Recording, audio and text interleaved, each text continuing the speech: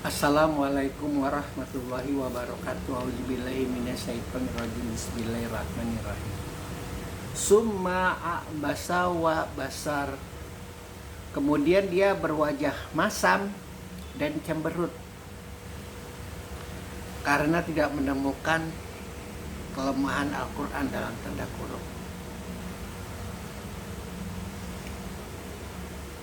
Masalah abasa, wajah yang bermuka masam, sampai detik ini tetap menjadi bahan polemik. Di dalam surat Abasa, kaum Syiah meyakini bahwa itu adalah sahabat Nabi yang bernama Abu Bakar As-Siddiq, sementara di umat Sunni tetap yakini itu adalah Muhammad. Polemik siapa yang berwajah masam, siapa yang cemberut adalah bahwa Syiah meyakini bahwa para nabi itu tidak mungkin mukanya itu berwajah masam dan cemberut, karena dia sudah tahu kunci alam semesta, sudah tahu kunci keilahiyahan. Bagaimana mungkin manusia yang tahu kunci alam semesta, kunci keilahiyahan, takut akan kehidupan dunia ini, takut akan fata morgana ini, takut akan kesusahan, penderitaan, dan apapun yang akan diterima oleh manusia. Maka mereka meyakini bahwa tidak mungkin Nabi dari sejak zaman Nabi Adam sampai Muhammad itu mereka berwajah masam dan muka cemberut. Namun di kalangan Sunni meyakini bahwa para nabi itu adalah manusia biasa, bisa merasakan kesusahan juga, bisa merasakan kepayahan juga, bisa merasakan kesulitan juga.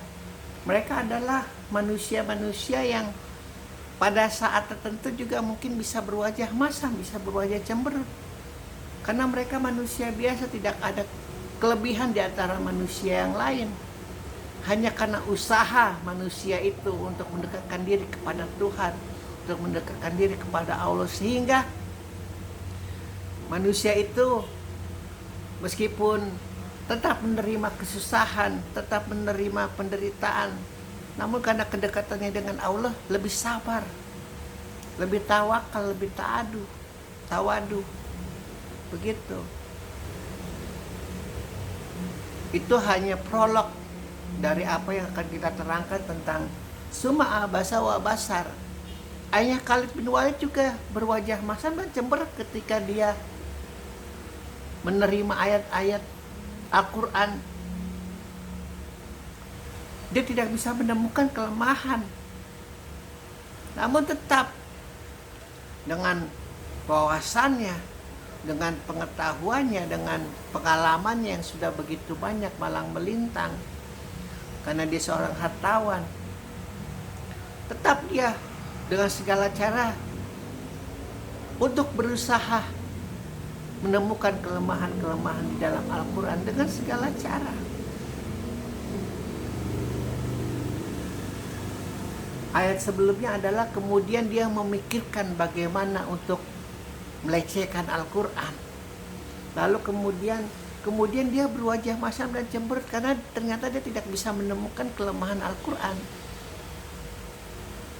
Masalah pelecehan ini bukan masalah tentang kelemahan, bukan masalah tentang kekurangan. Kita kalau mau melecehkan, meskipun itu orang baik luar biasa, meskipun itu orang luar biasa, begitu santun, begitu sopan, namun kalau kita mau melecehkan, ya melecehkan saja, walaupun kita tidak menemukan kelemahan di orang itu. Akhirnya terjadi apa yang demikian. Dia tetap berusaha melecehkan Al-Quran, menghinakan Al-Quran. Dan itu urusannya bukan lagi dengan Muhammad, itu urusannya langsung dengan Allah. Karena itu kata-kata Allah, itu ucapan Allah yang sudah mau ketinggiannya itu, di kursinya itu, untuk merendahkan diri kepada manusia, agar manusia itu tidak tersesat, agar manusia itu tidak bodoh, agar manusia itu tahu siapa dirinya, tidak mudah diombang-ambingkan oleh laknatullah. Dia berucap kepada Muhammad lewat utusannya yaitu Jibril, Siapa yang gak kesal? Tuhan yang maha besar, Tuhan yang maha tunggal, Tuhan yang maha segalanya. Ketika dia berkata dilecehkan, ketika dia berucap disembarangkan, dihinakan, maka urusannya bukan lagi dengan Muhammad kalau sudah begitu. Makanya Allah katakan, Lanatullah itu pandai dalam menindakbobokan hawa nafsu manusia Muhammad.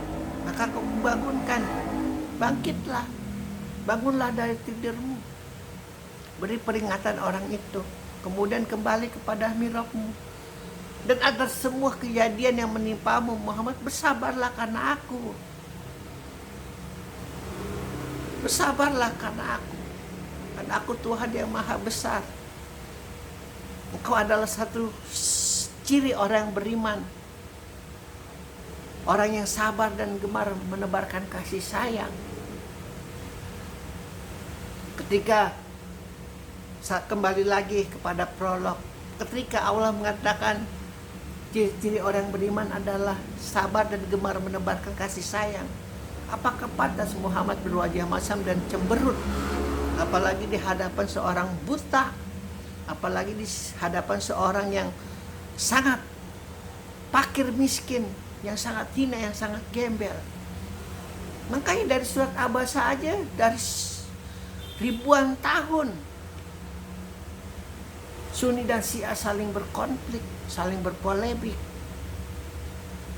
Dan siapapun yang benar, entah itu Sunni, entah itu Syiah, yang menang tetap laknatullah. Sekali lagi deh, iblis laknatullah tidak peduli dengan agama kalian, tidak peduli dengan keyakinan kalian, tidak peduli dengan apa yang dipeluk kalian, entah itu Allah, entah itu Yesus, entah itu Yahweh, itu siapa, dia tidak peduli, sangat tidak peduli. Yang perlu digarisbawahi, sangat tidak peduli agama apapun kalian. Yang iblis peduli adalah manusia itu dari sejak lahir sampai mati hidup menderita, hidup dalam kemiskinan, hidup dalam kebodohan, mati kemudian disiksa di alam kubur. Sudah disiksa di alam kubur, dibangkitkan, lalu dihinakan di padang mahsyar, lalu masuk neraka selama-lamanya. Jadi jangan kegeeran dengan agama Islam kalian, dengan mazhab kalian. Dia tidak peduli mau kalian penyuka Ali, mau kalian penyuka Abu Bakar, mau kalian penyuka Umar, tidak peduli. Yang iblis peduli adalah dia senantiasa menggelorakan kehinaan, kejumutan, ketololan, kegoblokan pada kalian. Makanya, apa pantas kelakuan Nabi sama dengan kelakuan ayahnya Khalid bin Walid ini, cemberut dan bermuka masam? Ya kalau memang pantas ya biarkan. Syiah juga jangan kegeeran, berarti Syiah yang benar jangan kegeeran. Nanti semua itu terbuka jawabannya di padang mahsyar.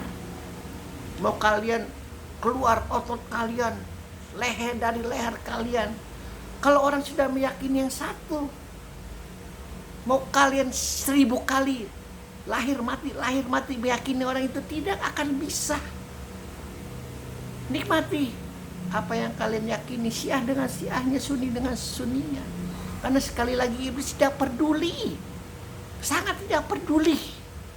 Kalian Syiah kayak kalian Sunni kayak, yang penting kalian menderita lahir batin, mati dalam kesengsaraan. Sama seperti yang dialami oleh ayahnya Khalid bin Walid.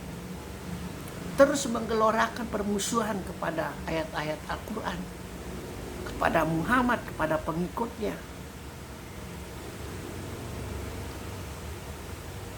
Dia tidak bisa menemukan kelemahan Al-Quran, sampai-sampai dia berwajah masam dan cemberut. Itu yang dialami oleh ayahnya Khalid bin Walid. Itu hukuman yang sebelumnya sudah kita ketahui.